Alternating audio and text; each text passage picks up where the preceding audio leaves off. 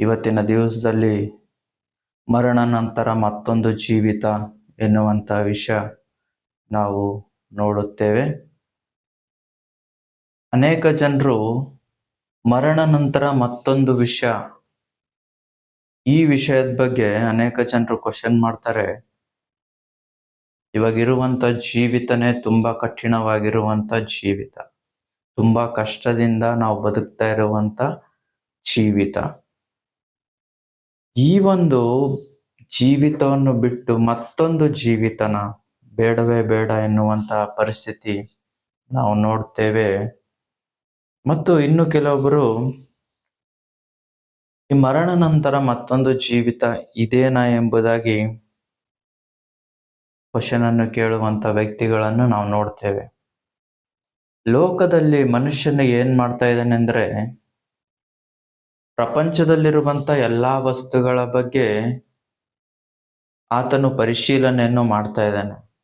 ಈ ವಸ್ತು ಎಲ್ಲಿಂದ ಬಂತು, ಯಾಕೆ ಬಂತು, ಮತ್ತು ಯಾವ ರೀತಿಯಾಗಿ ಇದನ್ನು ನಾವು ಬಳಸ್ಕೊಳ್ಬೇಕು, ಇದರಿಂದ ನಾವು ಏನನ್ನು ತಯಾರು ಮಾಡಬೇಕೆನ್ನುವಂತ ವಿಷಯದ ಬಗ್ಗೆ ಆತನು ತುಂಬಾ ಪರಿಶೀಲನೆ ಮಾಡ್ತಾ ಇದ್ದಾನೆ. ಆದ್ರೆ ಆತನು ತನ್ನ ಬಗ್ಗೆ ತಾನು ಪರಿಶೀಲನೆ ಮಾಡುತ್ತಾ ಇಲ್ಲ. ಮನುಷ್ಯನು ನಾನು ಯಾರು, ನನ್ನ ಜೀವಿತ ಏನು, ಈ ಲೋಕದಲ್ಲಿ ನನ್ನ ಕೆಲಸ ಏನು, ಮತ್ತು ಈ ಲೋಕವನ್ನು ಬಿಟ್ಟು ಅಂದರೆ ಮರಣವನ್ನು ಹೊಂದಿದ ನಂತರ ನಾನು ಏನಾಗ್ತೇನೆ, ನನ್ನ ದೇಹ ಏನಾಗ್ತದೆ, ನನ್ನ ಒಂದು ಜೀವಿತ ಮುಂದೆ ಏನಾಗುತ್ತದೆ ಎನ್ನುವಂಥ ವಿಷಯದ ಬಗ್ಗೆ ಆತನು ಪರಿಶೀಲನೆ ಮಾಡುತ್ತಿಲ್ಲ ಎಂಬುದಾಗಿ ನಾವು ಇಲ್ಲಿ ನೋಡ್ತೇವೆ. ಅದೇ ರೀತಿಯಾಗಿ ಈ ಮನುಷ್ಯನು ಸತ್ತ ಮೇಲೆ ಬದುಕುತ್ತಾನ ಎನ್ನುವಂತ ಕ್ವಶನ್ ಬಂದಾಗ ನಾವು ಬೈಬಲಲ್ಲಿ ನೋಡ್ತೇವೆ.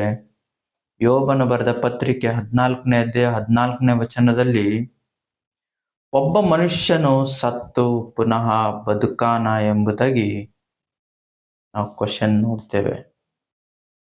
ಒಬ್ಬ ಮನುಷ್ಯನು ಸತ್ತ ಮೇಲೆ ಮತ್ತೆ ಬದುಕ್ತಾನ ಎನ್ನುವಂತ ವಿಷಯದ ಬಗ್ಗೆ ನಾವು ಯಾರಿಗಾದ್ರೂ ಈ ಲೋಕದಲ್ಲಿ ಕೇಳಿದ್ರೆ, ಇಲ್ಲ, ಒಂದ್ಸತಿ ಮನುಷ್ಯನು ಸತ್ತಿದ ಮೇಲೆ ಮತ್ತೆ ಬದುಕುವುದಿಲ್ಲ ಎನ್ನುವಂತ ಆನ್ಸರ್ ನಾವು ನೋಡ್ತೇವೆ. ಯಾರಿಗೆ ಕೇಳಿದ್ರು ಇಲ್ಲ, ಬದುಕುವುದಿಲ್ಲ ಎನ್ನುವಂತ ವಿಷಯ ನಾವು ಇಲ್ಲಿ ನೋಡ್ತೇವೆ. ಆದ್ರೆ ಈ ಒಂದು ಮನುಷ್ಯನು ಸತ್ತ ಮೇಲೆ ಬದುಕ್ತಾನ ಎನ್ನುವಂತ ಕ್ವಶನ್ ಬಗ್ಗೆ ಆನ್ಸರ್ ಹುಡುಕ್ಲಿಕ್ಕೆ ಸ್ಟಾರ್ಟ್ ಮಾಡಿದ್ದು ಎಲ್ಲಿ ಎಂಬುದಾಗಿ ನೋಡ್ಬೇಕಾದ್ರೆ, ಯೋಬನ ಕಾಲದಿಂದಲೂ ಈ ಒಂದು ಕ್ವಶನ್ಗೆ ಆನ್ಸರ್ ಹುಡುಕ್ತಾ ಬಂದ್ರು ಎಂಬುದಾಗಿ ನಾವು ನೋಡ್ತೇವೆ. ಇಲ್ಲಿ ಅನೇಕ ಜನ ತತ್ವಜ್ಞಾನಿಗಳು, ಸೈಂಟಿಸ್ಟ್ಗಳೆಲ್ಲ ಏನ್ ಮಾಡ್ತಾ ಇದಾರೆ ಅಂದ್ರೆ, ಮನುಷ್ಯನು ಯಾಕೆ, ಏನು, ಎತ್ತ, ಮತ್ತೆ ಸತ್ತ ಮೇಲೆ ಆತನು ಎಲ್ಲಿಗೆ ಹೋಗ್ತಾನೆ ಎನ್ನುವಂತ ವಿಷಯದ ಬಗ್ಗೆ ಅವರೆಲ್ಲರೂ ಪರಿಶೀಲನೆ ಮಾಡಿದ್ರು ಅವರಿಗೆ ಆನ್ಸರ್ ಸಿಗ್ತಾ ಇಲ್ಲ. PhD PG ಡಿಗ್ರಿ ಪುಸ್ತಕಗಳನ್ನು ನಾವು ಓದುವುದಾದರೆ ಅದರಲ್ಲೂ ಸಹ ನಮಗೆ ಈ ಒಂದು ಆನ್ಸರ್ಗಳು ನಮಗೆ ಸಿಗುವುದಿಲ್ಲ. ಯಾಕೆ ಎಂಬುದಾಗಿ ನೋಡಬೇಕಾದ್ರೆ, ಇವೆಲ್ಲ ಲೋಕದಲ್ಲಿರುವಂತ ಪುಸ್ತಕಗಳು, PG PhD ಡಿಗ್ರಿ ಇದೆಲ್ಲ ಮಾನವನು ಬರೆದಿರುವಂತ ಪುಸ್ತಕಗಳು. ಇದ್ರ ಬಗ್ಗೆ ಆನ್ಸರ್ ಬೇಕು ಅಂತಂದ್ರೆ ಅದರಲ್ಲೆಲ್ಲ ಸಿಗುವುದಿಲ್ಲ. ಇದ್ರ ಬಗ್ಗೆ ಆನ್ಸರ್ ಯಾರಿಗ್ ಗೊತ್ತಿರುತ್ತೆ ಎಂಬುದಾಗಿ ನೋಡ್ಬೇಕಾದ್ರೆ, ಇಲ್ಲಿ ಮರಣವನ್ನು ಹೊಂದಿರುವಂತ ವ್ಯಕ್ತಿ ಅಂದ್ರೆ ಮರಣವನ್ನು ದಾಟಿ ಹೋಗಿರುವಂತ ವ್ಯಕ್ತಿಗೆ ಮಾತ್ರ ಮರಣ ಹೊಂದಿದ ಮೇಲೆ ಏನಾಗುತ್ತದೆ ಎಂಬುದಾಗಿ ಆತನಿಗೆ ಮಾತ್ರ ಗೊತ್ತಿರುತ್ತದೆ. ಆದರೆ ಇಲ್ಲಿ ಮರಣವನ್ನು ಹೊಂದಿರುವಂತ ವ್ಯಕ್ತಿ ಪುನಃ ತಿರುಗಿ ನಮಗೆ ಹೇಳುವುದಕ್ಕೋಸ್ಕರ ಆತನು ಬರ್ಲಿಕ್ಕೆ ಸಾಧ್ಯವಾಗ್ತಾ ಇಲ್ಲ ಎಂಬುದಾಗಿ ನಾವು ನೋಡ್ತೇವೆ.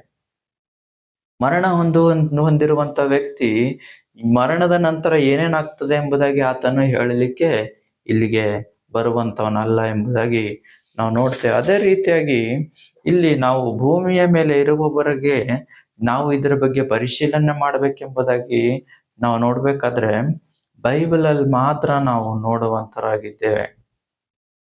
ಬೈಬಲಲ್ಲಿ ನಾವು ಮಾರ್ಕನು ಬರೆದ ಸುವಾರ್ತೆ 16ನೇ ಅಧ್ಯಾಯ 15ನೇ ವಚನ ಓದುವಂತರಾಗಿದ್ದೇವೆ. ನೀವು ಲೋಕದ ಎಲ್ಲಾ ಕಡೆಗೆ ಹೋಗಿ ಜಗತ್ತಿಗೆಲ್ಲ ಸುವಾರ್ತೆಯನ್ನು ಸಾರಿರಿ ಎಂಬುದಾಗಿ ದೇವರು ತನ್ನ ಶಿಷ್ಯರಿಗೆ ಹೇಳಿರುವಂಥದ್ದು ನಾವು ನೋಡ್ತೇವೆ. ಜಗತ್ತಿಗೆಲ್ಲ ಹೋಗ್ಬಿಟ್ಟು ಸುವಾರ್ತೆಯನ್ನು ಸಾರಿರಿ ಎಂಬುದಾಗಿ ಆತನು ತನ್ನ ಶಿಷ್ಯರಿಗೆ ಹೇಳುತ್ತಾನೆ. ಅವರು ಯಾವ ಸುವಾರ್ತೆಯನ್ನು ಸಾರಿದರು ಎಂಬುದಾಗಿ ನಾವು ಬೈಬಲಲ್ಲಿ ನೋಡ್ಬೇಕಾದ್ರೆ 1 ಕೊರಿಂಥೆ 15ನೇ ಅಧ್ಯಾಯ 1-4 ಓದಿಕೊಳ್ಳೋಣ. ಕ್ರಿಸ್ತನು ಸತ್ತು ಹೂಣಲ್ಪಟ್ಟು ತಿರುಗಿ ಎದ್ದು ಸತ್ತ ಮೇಲೆ ಆತನು ಬದುಕುವವನಾದನು ಎಂಬುದಾಗಿ ನಾವು ನೋಡ್ತೇವೆ.